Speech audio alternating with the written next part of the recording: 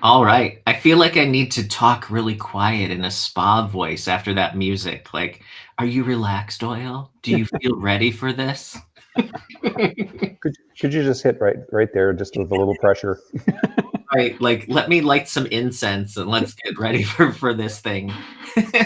um, Welcome back, Doyle. It's been a little while since we chatted, but we're live on Doyle's site and the At Home Songwriting YouTube. So Doyle Turner is our guest. Doyle, welcome. Thank you for having me, Chad. It's always a pleasure. I wish people were able to hear some of the pre-show because we just dove right into songwriting. Oh, I know. We were talking, and I'm like, let's talk about that when we actually go live. So, Right. um, I don't remember the last time we chatted. Was it earlier this year, or was it last year? It was last year sometime, I think maybe about 9 months ago. Um, Okay. yeah. So the only reason I looked it up is I was doing an artist resume for something I was doing, and then I put that on there, and like, oh, it's been about 9 months. Awesome. Awesome. Yeah, because I think last time we talked, you had another album coming out. You also came out with the International Treasures album. Right. And so you've had tons of stuff that you've been doing. And now this year, you've been working on another album. So I thought I want to catch up with you and kind of see what you have going on. So yeah, what's been happening? Yeah, we just released the second single off of an album that's going to be titled Paper Maps, and this was the title track off the album, and we dropped that yesterday. Yeah, so I think the last time we talked, I was busy getting that through pre-production, and I feel like this album I took a lot longer than I normally do.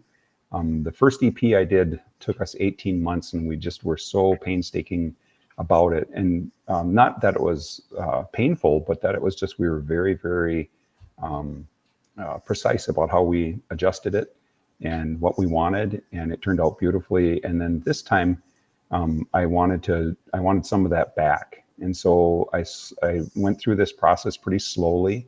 I did several months of pre-production with the person who ended up producing this album, Sarah Morris. And I feel like by the time we got to about May, early May here, all of the people who were involved kind of sat me down and had a little intervention and said, Doyle, we have to release this. When's the day? We can't we can't draw this out any longer. And I'm like, but wait. So when you talk about pre-production, then are you talking about, do you have the songs written and then you go into the studio and like what is that process like for you? I know it's different for different people. So when you say pre-production, what does that mean? Well, this was the first time I'd ever really done a formal pre-production type of situation. But what I had was probably 14 or 15 songs, and Sarah asked if I would make a playlist of the songs that were influencing me at that time. And so I gave her a bunch of songs, and then she went through the songs I'd written, listened to the playlist I'd made, and then it was such a fascinating process because it involved. I thought it was going to be, oh, well, we're going to plan for a cello here, or we're going to, maybe tweak this line or whatever. And it was all these deep philosophical questions. And I believe what she was getting at was which of these songs are going to be able to live together as a family. And Mm. once we decided which ones we were pretty sure of, then when we hit the studio in January, we that's when a lot of that happened in terms of the tweaking of the lyrics, or oh, let's try this instrument here. And that was completely different than my process before, which is kind of the reason I went this route. Is I wanted to shake up my process. So you just said you were in the studio in January Hmm. and the album's coming out in November. Right. So when did you wrap up the recording process? That started to finish up about it was the last part of July. I mean, excuse me, the last part of June, right? We left for a trip in first part of July. And so as I was getting the night before we were getting ready to go, we were still bandying about different things that we needed to be done. And yeah, so it was basically all wrapped up by June 30th. So what I love about that is you know, for people who haven't made an album with other people, like actually kind of the way that you do it and the way that you plan the marketing and all of that stuff. Like, I think a lot of people think, well, my music's done, so I'm just going to put it out like next week, right? Like the song's done. Like that's if you really want to do it the right way, it doesn't happen that way, which I think is great. Yeah, it's an interesting deal. After my first two albums that I did, we finished, and I did both of those with my friend Troy Foss from Supple Studios. And after we sent it off to be mastered, or when we're listening to the masters or whatever, he said, "Now what are you going to do?" And I said, "We're done. We're all set." And he's like, "You're halfway there." And I was like, "No, no." And he really taught me that the promo part of it is about the same amount of effort. That you have to give that part of it that kind of effort as well. And it's such a thankless task in a lot of ways, because you just never see it goes out and you don't see all of the results. You see some of the results, but Sure. you don't see all the results of it. But yeah. So I want to go back to something you said about how Sarah worked with you. Sarah Morris, local to Minneapolis, singer-songwriter. Awesome that you worked with her to produce. When she said make a playlist, she was basically talking about reference tracks, right? So songs that are kind of by other artists that are moving you at the time. Was that hard to put together? What was that process like? It was difficult for me because I am all over the board. I've always listened all over the board. And so, when I'm putting these things together, I'm like, well, how does this kind of more rock oriented song even live with this Guy Clark stuff, And we ended up through this process kind of funneling down, and I was able to make notes. I really like how the production is here, or I really like this instrument at this point in this song, or I like how everything drops out right here. Stuff that you're familiar with as you do your work. But then what we ended up funneling down to was a Guy Clark song, "My Favorite Picture of You." And what I loved about that song was it's very spare in instrumentation, and it moves like you can see the handoff from the bass, the upright bass, to the guitar. You can hear all of this. Everybody steps forward and takes a little bit throughout the whole song, and I really like that acoustic, that string sound, that spare approach, and so that became our reference track for the album. So interesting. So how many songs did you have on the reference playlist? Too many. I had like 40 of them, and that Oh. poor woman, she had to listen to all of that. So you literally based the whole album on one song? Mm-hmm. We used that as a reference track for how production would sound, for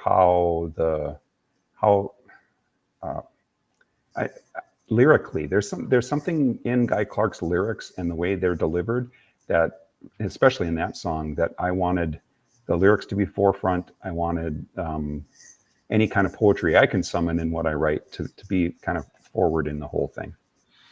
This is super interesting to me. So did you have that song picked out and then you started writing some of the songs, or did some of the songs exist and then you sort of produce them in that style? It would be the second thing you described there, because all of our songs were in the bunch of songs I handed off would have been July it would have been October of last year.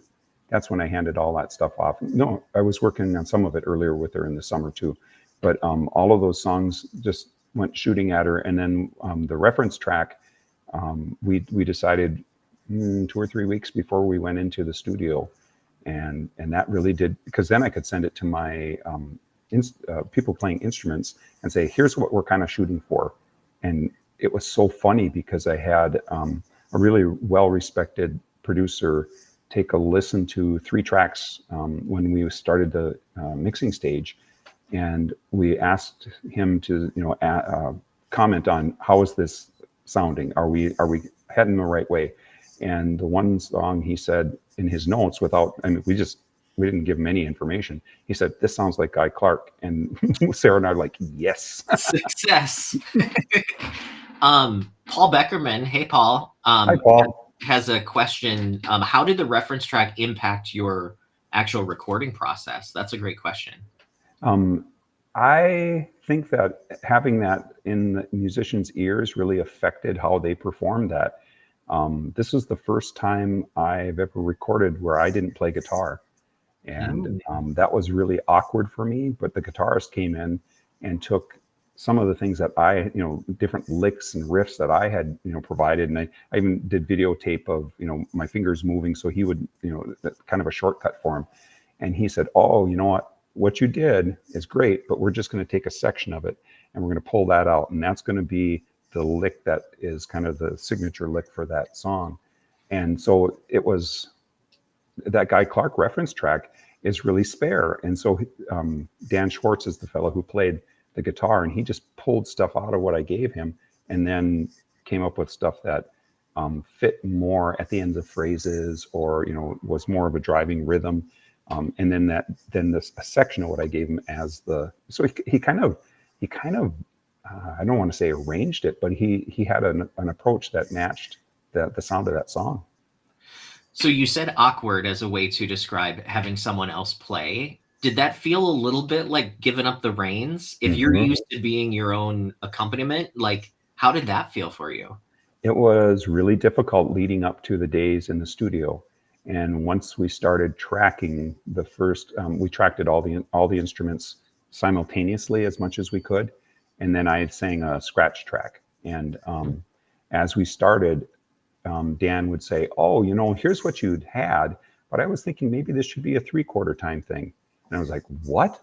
And then he'd start playing it and the bass would jump in and the drums. And I was like, this is beautiful. And so when I first started recording, my friend Lance Benson said, you over prepare everything, but you leave about 10-20% for studio magic. And this felt like I didn't have the preparation phase. And then when I went in, it felt like so much more studio magic because I had these amazing players who could interpret what I'd written in different ways. So it says my name on the album, but oh my gosh, does this album belong to Sarah and Dan and Matt Blake and Nate LeDrum, or Nate LeBrun, excuse me. LeDrum is his social media handle. Cool. It's so fascinating to me because it's really not how I work. Like I'm such a 100%er. Yeah. I'm writing, I'm producing, I'm mixing, I'm mastering. Like I'm like self-contained one-man show. Like I grew up listening to Prince was my idol, right? Like everything was Prince and everything that I do is Chad, right? So I've actually thought about what would it be like for me to do what you did, where I write some songs and create an album and actually have other people play and do that stuff. So to me, there's a level of like control that I give up. And also there's a level of money Yeah. I give up. So, Yep. I mean, is that something you take into consideration? I know this is not your first album, but how does money play into this?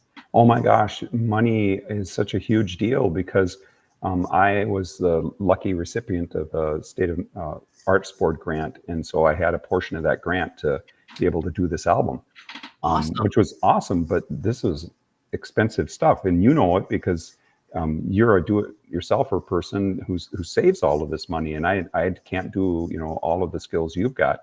And as the budget started to get smaller, the available funds started to get smaller and smaller. I could just feel myself tighten up, and but I mean, here's the thing: every time you do something creative, there's always you're in the sandbox, and there's always boundaries, right? And two of the big ones are always time and money. Yeah. There'll be other ones that come up, and a friend told me that years ago, and I was like, okay, that makes sense, but boy, have I lived it. And it's really reassuring for me because I know that it doesn't matter if I'm on an $11 million budget or a $5,000 budget or a $500 budget. I'm playing in the same constraints, within the same constraints, and that's what builds art. Art always comes from bumping up against the edges. And so as frustrating as it is, it's also like, oh, this is just the process. So I love what you just said because I agree with that. That limitation leads to creativity, right? So do Mhm. you think by taking your album down to one reference track, do you think that that also helped with the creativity in the studio? Like, because you were giving yourself lines to color in, right? Like, Mhm. it didn't sound like you were going to be adding a drum machine anytime soon, right? Like, you didn't have all the options. I think it really did I've never thought of that, so it's an excellent question. But I think it really did in our choice of players, because we have, we decided to record in the Twin Cities area, so we had this plethora of people that are amazing at what they do, and we started going through and saying, okay, who can do this style, right? Who can do this? Who can offer us this? The other thing that was really interesting is I sat in a jazz critique one time. There was a person from the Dave Matthews Band who came up and critiqued some uh, college and high school jazz quartets or jazz ensembles. And Wow. one of the things that he said was, he pointed at the drummer and he pointed to the bass player after they played their song. He says, "You two are really good friends, aren't you?" And they're like, "Yeah." He says, "Outside of the music, right?" And they said, "Yeah. How did you know?" He says, "I can tell how you play together." And he says, "Good friends always make the best musicians." And so when we landed on one of the players, we asked him, "Who do you enjoy playing with? Who brings you joy to sit in, across from and play?" And we weren't always able to make that connection work because these really skilled people are also really busy. Mm. But it was something that I think comes through in the vibe of the album and the groove of the album. So, what is that process like? Are you asking for people to submit sort of like audition tapes, or like how did you select who you were gonna pick? It's a lot like herding cats. Because all of these musicians, they have, you think about all the connections you have as a musician or a songwriter, they've all got all these connections too. And so they're constantly, all of these offers are popcorning up for them. And one of the people who we really wanted to work with only had part of a day to offer us. And so we're just like, we wanted that person so badly. We said, yes, we'll take you for whatever time you can bring. So yeah, it's a lot of texting back and forth and trying to make days work, and you don't think of that kind of stuff when you are thinking of making an album, but it eats up your time and it eats up your energy, and um, but there's also a certain amount of serendipity I believe in, because it it worked out how it was supposed to. We got the players on the tracks how it was supposed to, and we even though we had a bunch of players, we rarely had to go back and say, "Oh, this no, we need somebody else here." And so I want to jump back a couple of questions, because you talked about this being a completely different direction. Yeah. And I was in a conversation with three really respected songwriters and friends, and we were on a road trip, and it was awesome because you're contained, right? And you're able to talk about these things. And Yeah. they were all saying, "Oh, you know what? You need to change up your process. You need to change up your process because it's going to bring out something different in you. It means growth, all this stuff." And Doyle sat in his little minivan seat and said, "Absolutely not. I'm going to record where I've always recorded. I'm going to do it the same way I always do it." And I put both heels firmly in the floorboards, and I was like, "Never, right?" But that Wow. worked on me. And about 10 months after that, I found myself talking to a friend and saying, I'm really heartbroken because I just decided to record somewhere else, and I love where I've always recorded, and I have to talk to my friend and say, this is this is something I have to do for me as an artist. And but my feeling was always to stick with the same person. But I think the more you can shake it up, the more you grow as an artist. At least I hope so. Yeah. So while you were talking, I was thinking back to like when you and I first met. Like, I don't even know if you had actually released music at that point. I don't recall if you had or not, but I feel like you've grown so much from just sort of writing songs like as, and this isn't the right word, but just as a hobby, right? Mhm. But then you started to release music and like you're taking these steps and you're growing every time. Like when you look back, I mean, I see growth, but when you look back, do you see where you've come from and sort of what that evolution has been for yourself personally, or what is that like for you? I think if you're doing it right, you have some of that happen. I definitely can see a change in me, and I'm sure it's the same for all of the people listening, for yourself. I mean, you're not the same artist you were back when we met. You've changed your process. You've changed how you do things. You've tried experiments that have failed. And I've got a little sticky note. I'm not home today, but at home I've got a big giant 40-inch screen that sits about 6 inches from my face. That's my monitor, and around the edge of it, I've got sticky notes, and one of the sticky notes says, "You become what you do." And there's no school, there's no certification, there's no piece of paper that says, "Oh, ta-da, you're an artist now." As soon as you say, "I'm a songwriter," you're a songwriter, as long as you're writing songs. And I love that, but it also means that I become what I do. And so if I do it enough, then I become better at it, hopefully. And I can see that definitely, like with interviews. I can see that with how I approach the whole making of an album. Not every step is fraught with such terror as it was for the first few projects.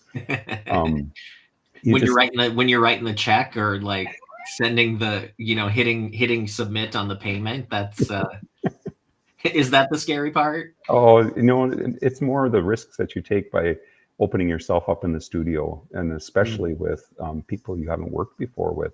One of the things I know about myself now, and that songwriting has taught me, is I love to hide. If you and I are in a crowd, you probably won't hear from me.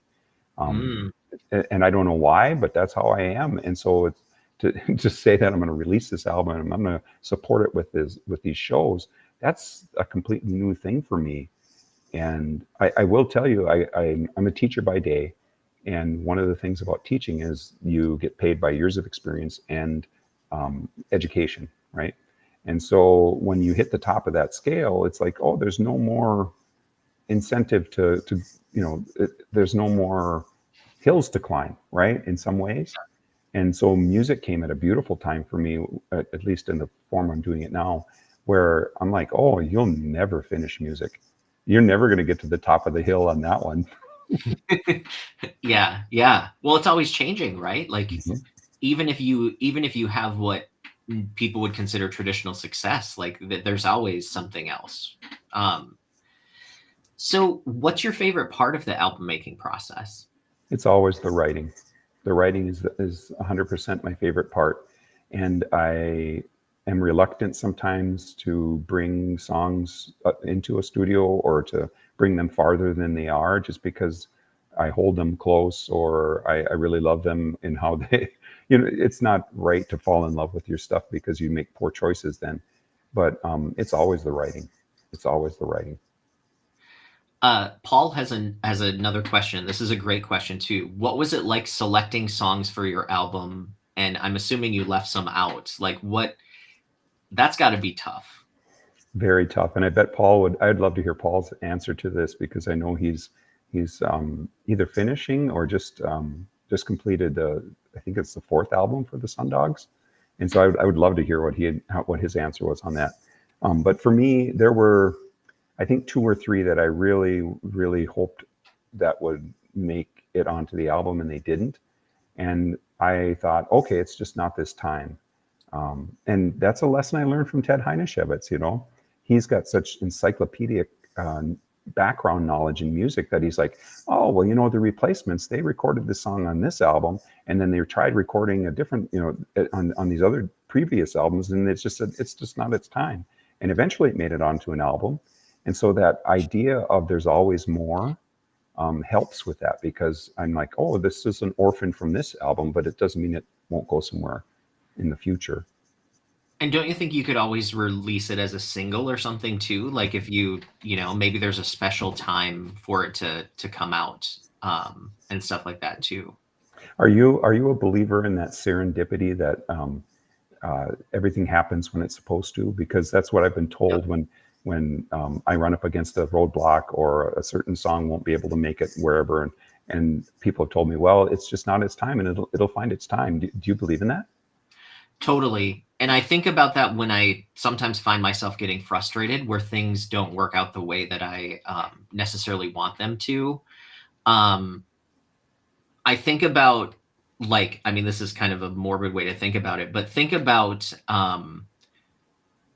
like somebody whose alarm didn't go off and they didn't get on the plane that crashed, Mm-hmm. right? Like sometimes we think like, oh crap, something's messed up, but in reality, like, is it protecting us from something else? Like, is there a reason why there's a train blocking your way to work, right? Right. Like, is there a reason? So, but as a creative person and just my personality as a whole, like, I mean, it's easy to say, but not always easy to live. Do you feel that that's that way too? Oh, for sure, for sure. And it really helps me to have this idea of stepping stones, right? So these two songs that were supposed to go, that I wanted on the album didn't make it. Well, that's a stepping stone to something else, right? And I think about that a lot with songwriting, because I don't write all stuff that I'm going to share out with the world. And so when I write one that's a particularly bad song, I'm like, oh, okay, that's a stepping stone to the next one, and I'll learn from this, and I'll eventually reach better. And so when a song doesn't make it on the album, I'm like, okay, well, it's not its time, and it's a stepping stone to whatever is. And the whole idea is momentum. If I can keep the momentum going, then there's room for all of these possibilities. It's never a dead end, right? There's always more. Yeah. If anybody has any other questions, definitely put them in the chat. Happy to answer questions. Question for you, Doyle, then, is who's making that final call on what makes the album or not? I think that Sarah is a really skilled person at communicating and also leading gently, because I think she's an artistic genius. And so we did reach a point where we had an artistic call here, must have been in August. And it was about a certain song where there's a break and there's a 3 or 4 second pause, and then it finishes up. And I wanted that to be a complete, end to end, from the beginning to the end. I wanted that on the album that way. And she said, no, we're going to take after the break, or the pause, that's going to be where it ends and it'll be the first track on the album. And then we're going to take that last 44 seconds and we're going to put it at the end of the album. And I didn't like that idea. And so we kind of battled back and forth. And finally I told her, I said, you know what? This is my 5th album, and I've made 4 albums where I get every artistic choice. And I didn't ask for you to be a part of this so that you could just agree with everything. And so we're going to do it the way you see it, because I trust you. And I think that you're a genius artistically. And so I'm going to follow that vision. But I 2 years ago, Doyle probably would have dug in his heels and, fought about that. Well, now if it fails, you just blame Sarah, right? Like, if you really like that, then it's my idea. right? Where does Molly fit into this? Your wife, where does she fit in? Does she get to have a say? Oh, for sure. She's the first listener all the time. The first person to, I want to say critic, but she's never critical. The first supporter, the first person to have a say about anything. And in fact, I put out a single at the end of July called Go to Town. And that song was not a song that I would have brought to where it's at now. And she said, you have to record this song. And I said, well, why? And she just said, I have this feeling. And, she's from New Hope, Minnesota. And That's where I live. That's where I live. She's got the New Hope second sight, so she can see into the future. And so I said, oh, okay. And so we did. And it did really, really well. So maybe you have the New Hope second sight. Do you have the New Hope second sight, Chad? Possibly. I wasn't asked to listen to your album, though. So let's talk about the album then. Is there, some albums have a theme. Obviously, I know we've talked about there's a sound, but did you go into writing this from a certain perspective, like lyrically or like content wise, or what was that like for you? No, we ran across, I'm constantly writing, and we ran across Paper Maps, the title track. And that song got a lot of exciting or excited reactions from so many people. And Sarah said, this is one that we need. And so then we kind of picked out the other songs that would match a little bit thematically. So the album starts off with all the stars, and it ends with every time I see a shooting star. And so you think about maps and navigation, that fits in thematically, right?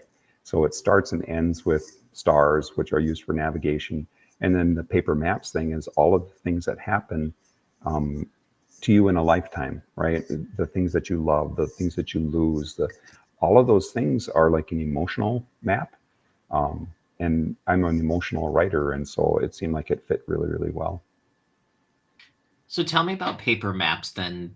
What kind of led to that song, and how did I listen to it? Because it just came out. So people watching, you should go to all the streaming sites and look up Doyle Turner Paper Maps, which is a cool title for sure. But how did it come to you? What was that process like? I was sitting in my son and daughter-in-law's first home that they bought in Middlesex, Vermont. And we sent him off to college on the East Coast to a big school, and he got a big degree, and he met this brilliant woman, and they got jobs at this big named university. And then pretty soon, after 18 months, they said, we're going to hike the Appalachian Trail. And they quit their jobs and they hiked the trail.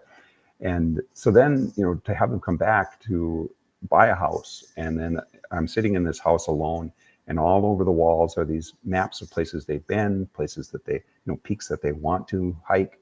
And, a normal person would be just bathed in joy because their son and daughter-in-law have bought their first house, and it's just this amazing thing. And I was sitting there looking at these maps thinking, they're not going to be my Minnesota neighbors. And so this whole song is based on this idea of, the same sun's on our faces, but we're so far apart. And so that's where it came from, was this idea of paper maps. And I love paper maps. I think they're awesome. I grew up using them. Sometimes when I was bored as a kid, I just look at maps. Maps are a great thing for me. And they're also, when you lay one out, what happens. All of a sudden you've got somebody shoulder to shoulder with you, and you're pointing out, oh, well, here's where I want to get to. Here's where I've been. All of that stuff really plays well thematically in terms of our life journey too. Wow. So was all of that going through your mind while you're writing the song? Like, did you look at this metaphor from all those different angles during the process, or what was that like? No, I looked at it just from the sadness that comes from a dad realizing that their kids probably settled and put down roots across the country. And then this was part of what Sarah's questions led to through pre-production, is like, all of that thematic stuff. And I didn't see it when I first started talking about that with her. And that's a really good thing to remember too, is that we don't always see the end product when we start. And at least I don't. When I start writing a song, I always find out that I'm writing to find out. And as I write, then it happens. And the same thing with this conversation. When she started asking these questions, they were annoying and they were poking. And I was just like, I thought we were supposed to be deciding like what kind of instruments and what, moving around lyrics and all this kind of stuff. And she was leading me along to a thematic idea. And so, yeah, most of that comes from that conversation. It's like, damn it, Morris. That's awesome though. And I love what you just said, that you're writing to find out. Like that's a cool concept, right? Like we hear people say, like, let the song sort of become what it's going to be. And it sounds like you're just kind of the explorer, like seeing where the song goes. I love that. Yeah. And for me, I'm such a feeling person, such an emotional person, that I always try to write to that emotion. Because if I'm feeling it, there's a likelihood somebody else out there is feeling it. And so I explore. Yeah, I try to match the words and the music and the groove to be the best vehicle to bring that forward.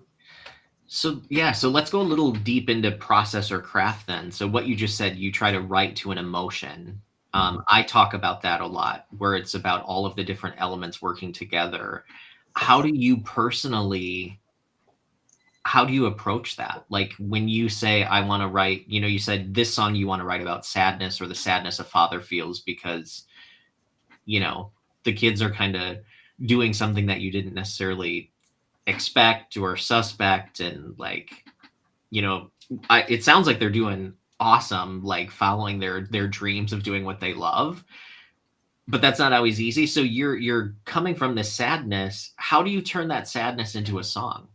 Um, I always used to think there was some kind of a magic formula for writing songs, and I find that it's just guess and test. And so I wade my way through all of the cliches that come up, and I just write through it. Rarely do I start off with a really clear, oh, this is the thing. I because of that singer songwriter challenge group, I can write quickly. But I always start off with, okay, the first half a page or whatever I'm getting at is going to be just junk I've heard before and junk nobody wants to see. And sometimes I find my way out of the cliche woods, and sometimes I get lost. Do you normally start with lyrics or do you start with music, or is it both? I do both. And lately it's been more groove based just because I feel, and we were talking about this a little bit before we started. I feel like I've been on about a 9 or a 10 month, maybe not going downhill songwriting wise, but not just kind of a steady line rather than feeling all of that, oh, I won the lottery after a song's done feeling that we all get. Yeah. And I don't know what that's about. I just know that I'm still writing through that, and that I'll find the edge of the chocolate swamp here one of these days and climb up on solid ground again. And I'm thinking it might have something to do with, when I first started writing, when you and I first met, we met at a songwriting workshop, and I was chewing up everything I could find about songwriting because I was going to learn how to do this. And part of it was your workshop that we met at. And I remember sitting in that workshop, and it was just like all the light bulbs were firing off, and I was getting so excited because you were speaking my language. And I also got to a point where I was doing so much of that education that I got to a point where it's like, okay, I really need to step back now and just write. And I did that for a couple of years. And now I'm wondering if it's time for me to just put more information in my head. Yeah, I just did a workshop this week, basically how to start writing songs for beginners. And that's what I told people there that were maybe more experienced. I'm like, it never hurts to go back to the fundamentals because the fundamentals of it don't change, right? So, and I do think, was it Bruce Springsteen that said that there's an input part of your songwriting and there's an output part of your songwriting? So sometimes if you're doing all output, you have to stop and then put some new stuff into your mind, and maybe that's experiencing new things, or maybe it's listening to new things. And I know before we started, you were saying that you just feel like you've written a lot and now it's you're kind of taking a break, which I think is kind of okay, right? Does it feel that way for you? Does it feel like this is a time where it's like, it's okay if I'm not writing as much as I was? Right. And I still am an active writer. I'm writing every day. I do my morning pages. And then I'm also, I finished a co-write with Dave Novak about a week and a half ago. But I'm just not at that breakneck pace that I have written at before. And I think that you're right, that it's okay to take a breather a little bit. And what he said about inputs, for sure. I travel with no less than like 5 books, and I'm constantly trying to make sure I'm reading, because that's the best way to become a strong writer, is by reading. And I know I'm really bad about my listening habits, where I just like find something and I want to listen 400 times. Yeah. And so I try to expand that as well. And so I'm writing my morning pages while I'm listening to like jazz instrumentals, because I'm such a lyrics focused person that they'll draw me off. The other thing I wanted to say is that I was terrified of slowing down writing for many years, because I thought I hadn't written for so many years that I didn't want to go back to that stagnation that I had. And so I was really, really worried about that. And so I just kept writing at a breakneck pace. And now I feel like I've got enough confidence in writing that I know that even though I'm not writing once a week, a song a week or whatever, I'm still actively a writer, and I know I'll get back to a quicker pace in the future. Paul asked another question. He said, when you're writing a song, how much do you brainstorm and throw away? Do you feel that you throw away or just not use things that you come up with? What's your kind of ratio there? Oh, I don't know if I think it changes from song to song. And there's probably, Paul, some songs that you've heard in the challenge that you thought, ooh, this is one that should have been thrown away. But for me, it's about momentum. And so, like, sometimes when I start lyrically, I'll write a page or two, kind of that object writing that you showed us from Pat Pattison. Yeah. And I'll do that object writing, and then I'll start the lyrics up above on the document, because I'm writing on the computer mostly. And it's been kind of embarrassing sometimes, because I will send those lyrics off, or whatever, and some of that ramblings in the bottom, and people are like, "Oh, you really went through a process." I'm like, "Darn, I forgot to take that out." That's funny. Yeah, they're probably like, "What the heck was that?" Here's a message from Planet Madness. So your album comes out on November 9th? November 9th. Yep. We're having a big release show up in St. Joseph, and it's at a listening room set up called Century Oak Studios, and on the property are two of the oldest documented oak trees in Stearns County. And oh, interesting. I played a concert out there under those, and they're just awesome. But this Joe and Susan Myers have kind of created this beautiful spot for music, where they have an old dairy barn, and they've refurbished the top of it and decorated it, and it's beautiful, and it's a listening room. But they also have like those big giant wooden spools that electric companies spool wire on.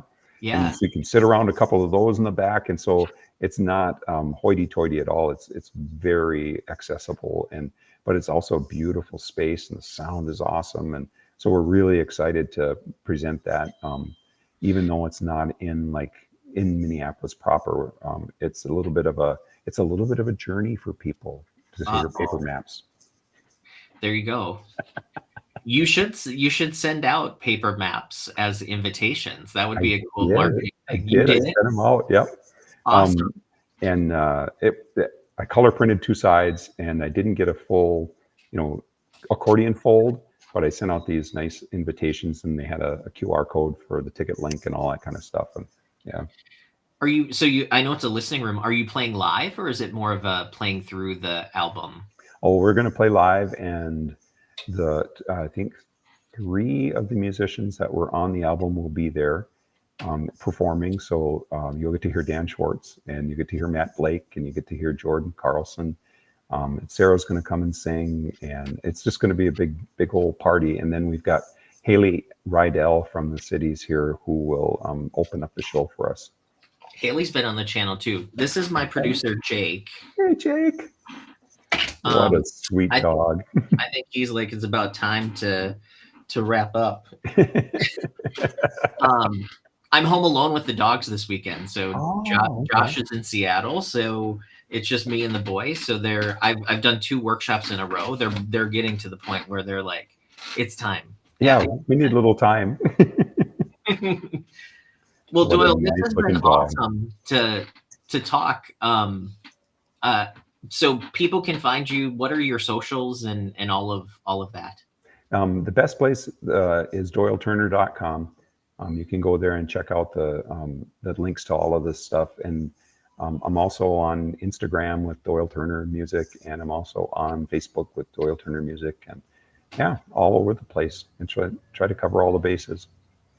Awesome. Well, thank you for sharing this album journey. Like I'm inspired, and I love just hearing the process that you went through, because it's so different than what I do. And I think a lot of people watching will relate to it as well. So thank you so much. Oh, well, thank you for having me on. I've just always enjoyed talking songwriting with you, because you're so knowledgeable, and you helped me along in my journey so much. And we'll have you back again soon when I don't have to babysit.